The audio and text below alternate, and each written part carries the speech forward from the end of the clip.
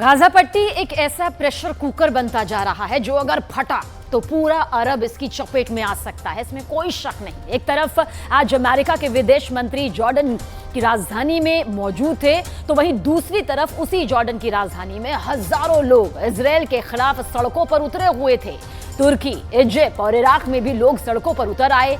आधी दुनिया गाजा पट्टी के नाम पर उबल रही है। गाजा के चलते हालात लगातार बिगड़ते जा रहे हैं।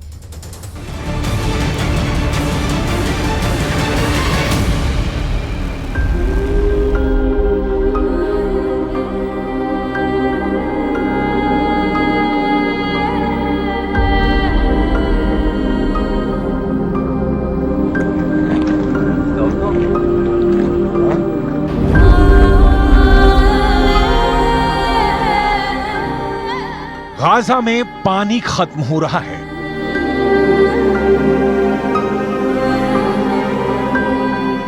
गाजा में खाना खत्म हो रहा है।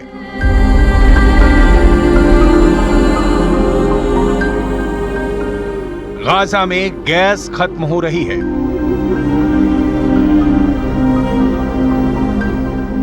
गाजा में बिजली खत्म हो चुकी है।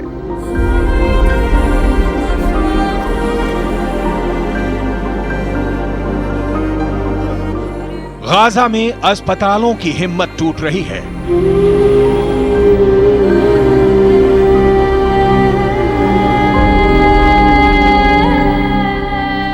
गाजा के मुर्दा घरों में लाशें ही लाशें हैं।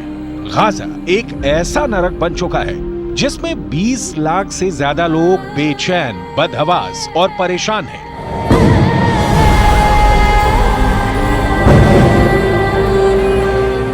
गाजा के लोग भागना चाहते हैं,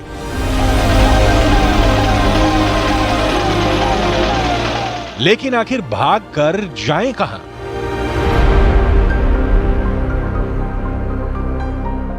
एक तरफ समंदर है, दूसरी तरफ इजराइल है।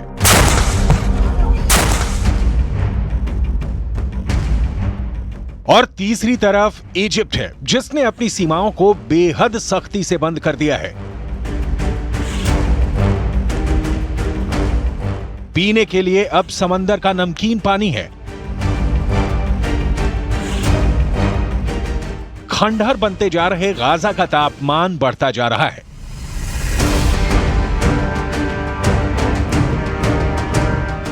हर एक छत हर एक दिन बीतने के साथ तबाह हो रही है।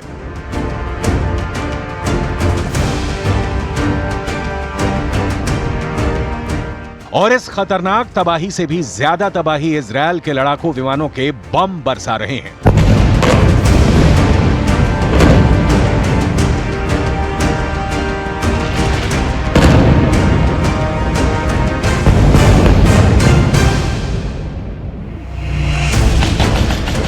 इन सबके बीच वेस्ट एशिया के अंदर इजरायल ने तूफान मचा दिया है। इजरायल डिफेंस फोर्स बहुत ज्यादा एग्रेसिव मोड में आ चुकी है। गाजा पर हमले के लिए टैंकों की सेना तैयार हो चुकी है। इजरायल के उत्तर में लेबनान की सीमा पर हिजबुल्लाह पर भी इजरायल डिफेंस फोर्स कहर बरपा रही है।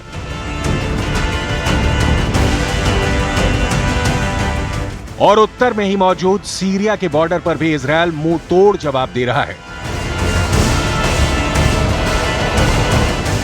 इजरायल इतना उग्र हो चुका है कि जैसे ये खबर आई कि ईरान के विदेश मंत्री सीरिया में दौरा करने वाले हैं, वैसे ही दमिश्क और एलेप्पो के हवाई अड्डों पर इजरायल ने बम बरसा दिया और इन हवाई अड्डों को ही तबाह कर दिया। इसका मकसद साफ है कि ईरान के जरिए हवाई जहाज से हथियारों के कार्गो विमान सीरिया में उतर ही ना सके।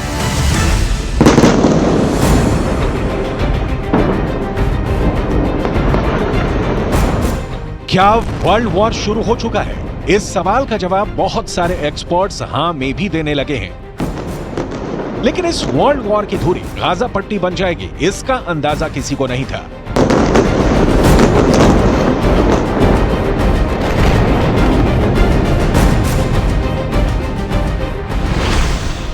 युद्ध नीति कहती है कि अगर युद्ध जीतना है तो दुश्मन की सप्लाई लाइन काट दो, दुश्मन की रसद काट दो, दुश्मन का पानी काट दो, दुश्मन के ऊर्जा स्रोत खत्म कर दो, दुश्मन को हथियार पहुंचने की सारी संभावना खत्म कर दो।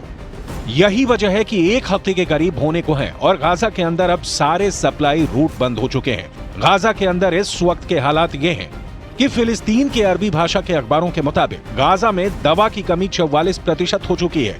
गाजा में बिजली की कमी 80% हो चुकी है। गाजा के अंदर 20% बिजली अभी तक जनरेटर से पैदा हो रही थी, लेकिन ईंधन की कमी की वजह से अब जनरेटर भी बंद होने लगे हैं और इसकी वजह से गाजा के अस्पतालों में इलाज में भी दिक्कत आ रही है, क्योंकि वहां बिजली की आपूर्ति में कठिनाई हो रही है। गाजा के अस्पतालों में नाकेबंदी की वजह से चिकित्सा उपकरणों की कमी 33% तक हो चुकी है। अस्पतालों के ब्लड बैंक में खून तेजी से खत्म हो रहा है। अब सवाल ये उठता है कि आखिर गाजा में मौजूद 20 लाख से ज्यादा लोग क्या करेंगे। जाहिर सी बात है कि इजिप्ट की सरकार की तरफ से कूटनीतिक बयान ये आया है कि लोग गाजा पट्टी को नहीं छोड़ें, क्योंकि अगर गाजा खाली हो गया तो इजराइल जमीन पर कब्जा कर लेगा और फिर उनको वो जमीन वापस नहीं मिल पाएगी। ऐसे में अगर गाजा के लोग जहां हैं वहीं रहेंगे तो जाहिर सी बात है कि फिर ये गाजा के लोग या तो ह्यूमन शील्ड बनेंगे, यानी मानव कवच बन जाएंगे, जिसका इस्तेमाल या तो हमास के लड़ाके करेंगे या फिर ये लोग भी युद्ध में शामिल हो सकते हैं। इस आशंका से इनकार नहीं किया जा सकता है कि हमास गाजा के लोगों को भी युद्ध लड़ने के लिए मजबूर कर दे। मैं इस वक्त इजराइल के जेरौत में हूँ। दरअसल खून इजराइल में भी बह रहा है और गाजा में भी, लेकिन असल खूनी खेल तब खेला जाएगा जब इजराइल की सेना गाजा शहर में पहुंचेगी और वहां दोनों पक्षों की तरफ से शहरी युद्ध होगा, यानी गुरिल्ला वॉर होगा गाजा शहर के शहरी इमारतों में।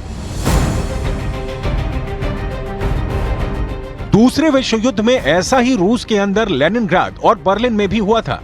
ये एक अर्बन वॉरफेयर था जिसमें लेनिनग्राद और बर्लिन के अंदर इमारतों के अंदर से खूनी जंग लड़ी जा रही थी।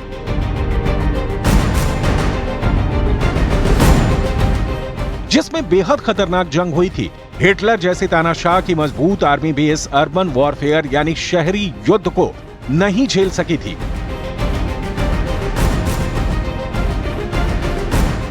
और कुछ ऐसा ही युद्ध अब गाजा के अंदर होने जा रहा है।